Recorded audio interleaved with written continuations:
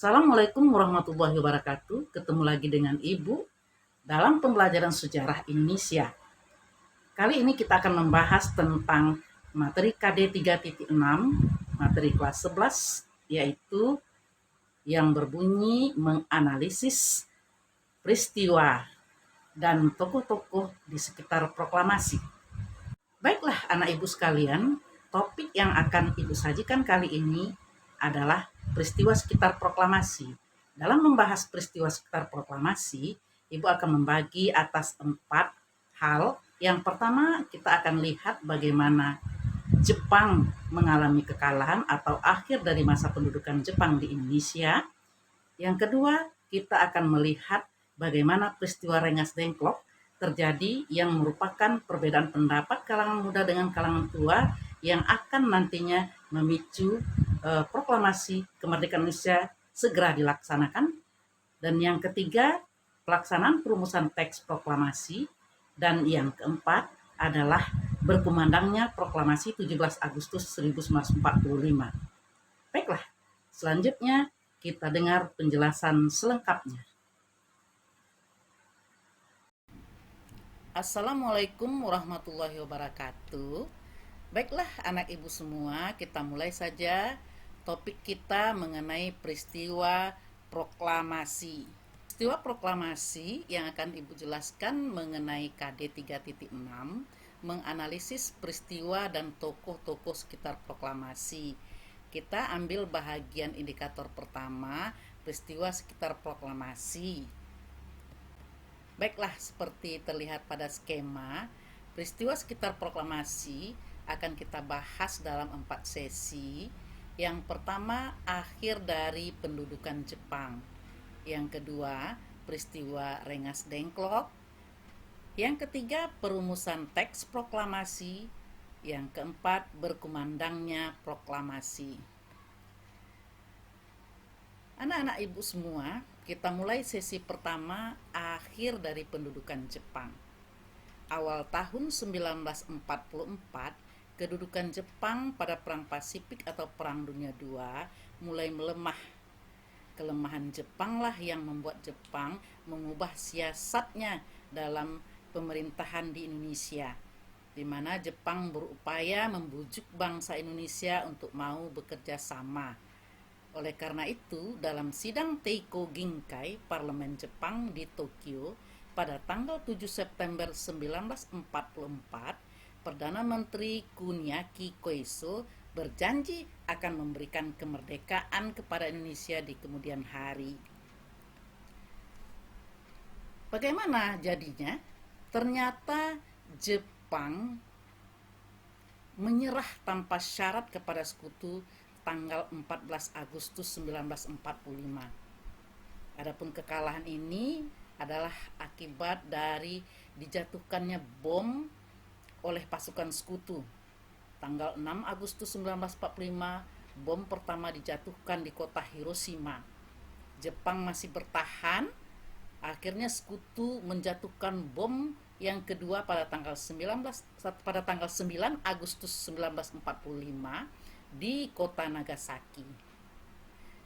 Pada saat Jepang menyatakan menyerah kepada sekutu, Soekarno, Muhammad Hatta, dan Rajiman Widyo-Diningrat sedang berada di Dalat, Vietnam. Ketiga tokoh ini bertemu dengan Marsikal Trouci untuk membicarakan tindak lanjut rencana dari pelaksanaan kemerdekaan Indonesia. Nah, ini sebagaimana anak ibu lihat, penandatanganan Jepang menyatakan menyerah kalah tanpa syarat kepada sekutu. Oke, baiklah anak ibu, kita masuk pada season yang kedua, peristiwa Rengas Dengklok. Apa itu peristiwa Rengas Dengklok? Peristiwa Rengas Dengklok adalah peristiwa yang disebabkan memuncaknya perbedaan pendapat antara golongan tua dan golongan muda. Nah, siapa itu golongan muda, siapa pula itu golongan tua, dan perbedaan pendapat apa yang terjadi? Nah, hal ini dibelatar belakangi oleh golongan pemuda mendapat informasi berita kekalahan Jepang melalui siaran radio BBC. Nah, berita ini didapat karena selama ini siaran radio disegel oleh pemerintah Jepang, sehingga bangsa Indonesia, masyarakat Indonesia secara keseluruhan tidak mendapatkan informasi tentang keadaan Jepang sesungguhnya. Dengan bobolnya informasi melalui siaran radio BBC ini, maka para pemuda mengetahui bahwa sesungguhnya Jepang tidak lagi berkuasa di Indonesia, tapi telah menyerahkan kekuasaannya kepada sekutu. Baiklah anak ibu, selanjutnya tanggal 15 Agustus 1945, para pemuda mengadakan rapat di gedung mikrobiologi di Jalan Pegangsaan Timur nomor 13 Jakarta. Rapat dipimpin oleh Khairul Saleh dengan pembahasan rencana untuk segera melaksanakan proklamasi. Ini semangat para pemuda mendengar tentang Jepang sesungguhnya tidak lagi berkuasa di Indonesia dan merupakan suatu kesempatan yang baik untuk segera memproklamirkan kemerdekaan atas upaya diri kita sendiri. Kemudian para pemuda memutuskan untuk merundingkannya dengan Insinyur Soekarno dan Muhammad Hatta. Maka diutuslah Wikana dan Darwis sebagai wakil pemuda untuk mendesak Insinyur Soekarno dan Muhammad Hatta agar segera memproklamasikan kemerdekaan Indonesia. Nah, jadi seperti skema ini, seperti Nanda anak ibu lihat semua, golongan muda itu diwakili oleh Wikana dan Darwis, golongan tua itu adalah Insinyur Soekarno dan Muhammad Hatta.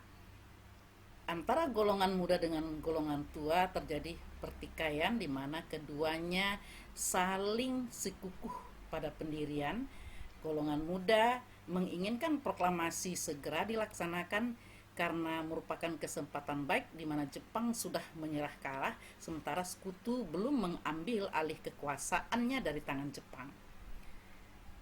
Insinyur Soekarno yang belum mendapat pasti berita tentang kekalahan Jepang tetap bertahan agar pembicaraan tentang proklamasi dibicarakan melalui rapat PPKI. Baiklah anak ibu, nah hal yang demikian, pertikaian pendapat di antara golongan muda dan golongan tua yang menyebabkan terjadinya peristiwa Rengas Dengklok pada tanggal 16 Agustus 1945. Insinyur Soekarno dan Muhammad Hatta dibawa oleh para pemuda ke Rengas Dengklok dan para pemuda berusaha meyakinkan kedua tokoh tersebut agar segera memproklamasikan kemerdekaan tanpa campur tangan tentara Jepang. Dan para pemuda juga bermaksud agar kedua tokoh kita ini, Insinyur Soekarno dan Muhammad Hatta, terlepas dari pengaruh Jepang. Ini prediksi dari kalangan muda. Selanjutnya kita lihat, dengan peristiwa Rengas Dengklok tadi, Jakarta gempar karena kehilangan tokoh favorit mereka.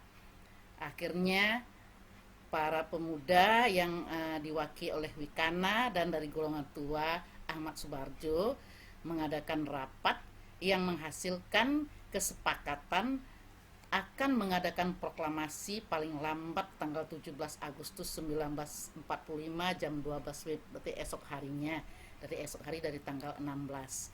Dan kemudian disepakatilah Yusuf Kunto dan Ahmad Subarjo menjemput Insinyur Soekarno dan Muhammad Hatta ke Rengas Dengklok untuk kembali ke Jakarta. Nah, ini seperti gambar terlihat situasi di Rengas Dengklok, rapat antara golongan muda dan golongan tua. Selanjutnya kita masuk ke sesi yang ketiga. Dengan kembalinya Insinyur Soekarno dan Hatta ke Jakarta, maka upaya perumusan teks proklamasi segera dilaksanakan. Tanggal 16 malam kembali ke Jakarta, mereka mencari tempat di mana sebaiknya teks proklamasi disusun.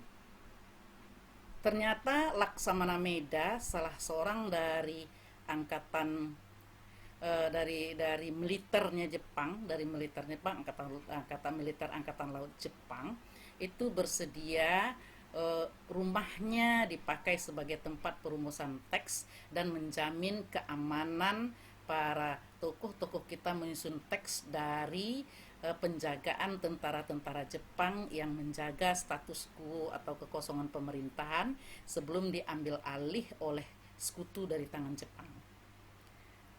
Perumusan teks berlangsung di Rumah Laksamana Meda, di mana perumusan teks ini dilakukan oleh Insinyur Soekarno, Bung Hatta, dan Ahmad Subarjo.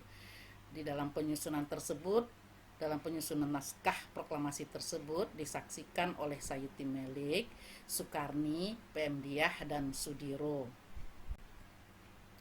Naskah proklamasi oleh Insinyur Soekarno ditulis pada secari kertas, sedangkan Ahmad Subarjo dan Muhammad Hatta menyumbangkan ide pemikirannya. Adapun sumbangan mereka itu usulan dari Ahmad Subarjo terdapat pada kalimat pertama yang berbunyi, "Kami bangsa Indonesia dengan ini menyatakan kemerdekaan Indonesia."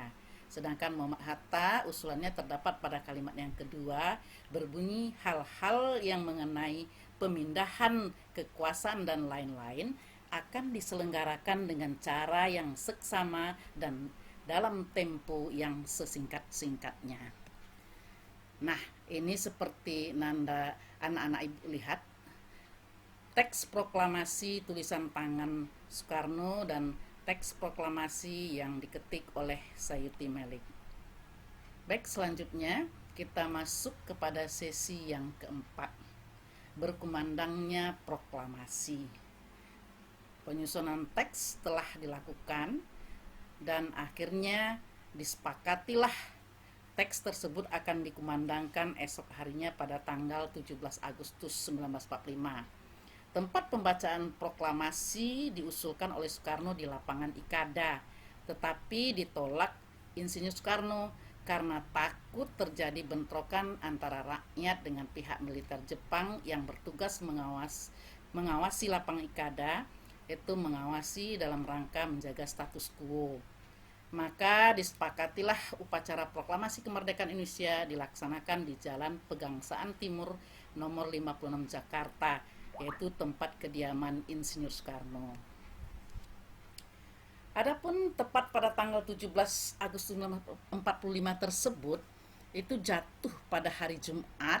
Di halaman rumah Insinyur Soekarno sudah dipenuhi oleh rakyat dan para tokoh yang ingin menyaksikan upacara pembacaan naskah proklamasi kemerdekaan.